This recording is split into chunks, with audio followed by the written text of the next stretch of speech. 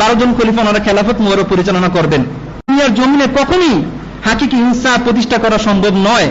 এই জন্য নূরে মুজাসসাম হাবিবুল্লাহ হুজুর পাক সাল্লাল্লাহু আলাইহি ওয়াসাল্লাম তিনি ইরশাদ মোবারক করেছেন, লা ইয়াজালুল ইসলামু আজিজান ইলা 12 খলিফা কুল্লুহুম মিন কুরাইশ।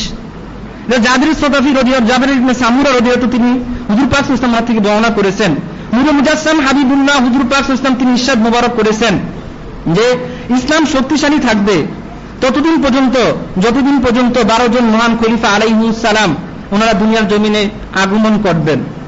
ওনারা দুনিয়ার জমিনে তাসিম মোবারক নেবেন, 12 জন খলিফা ওনারা খেলাফত মোবারক পরিচালনা করবেন। ততদিন পর্যন্ত ইসলাম দুনিয়ার জমিনে সুপ্রতিষ্ঠিত থাকবে, ইসলাম শক্তিশালী থাকবে সেই খলিফা ওনাদের মাধ্যমে।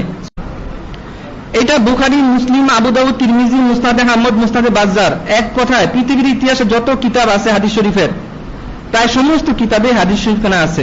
এটা সহিহ বিশুদ্ধ সনদে বর্ণিত। এই ব্যাপারে কেউ কোনো চুচেরাকি লোকাল করেনি। এই 12 জন খলিফা কারা আমরা আলোচনা করেছি ইতিপূর্বে অনেক বছর যাবত। এই 12 জন খলিফা হচ্ছেন, ইতিমধ্যে 9 জন অতীত হয়েছেন। ওনারা হচ্ছেন খুলাফায়ে আরবা, আল খুলাফাউল আরবা, অর্থাৎ খুলাফায়ে রাশিদিন, অর্থাৎ খুলাফা 4 জন খলিফা।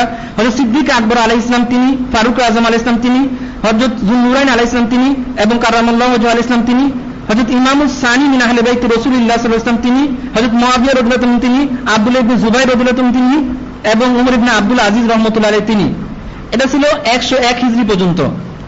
আর যিনি ত্রয়োদশ হিজরি শতকের মুজাদ্দিদ সাইয়্যিদ আহমদ শহীদ বেলালভী রাহমাতুল্লাহ দীর্ঘ 1200 বছর পর, এই হচ্ছে 9 জন। আরো 3 জন খলিফা বাকি আছেন। আর সেই 3 জন খলিফার ব্যাপারে বলা হচ্ছে মিন্নাস সাফাহ ওয়া মিন্নাল মানসুর ওয়া মিন্নাল মাহদি।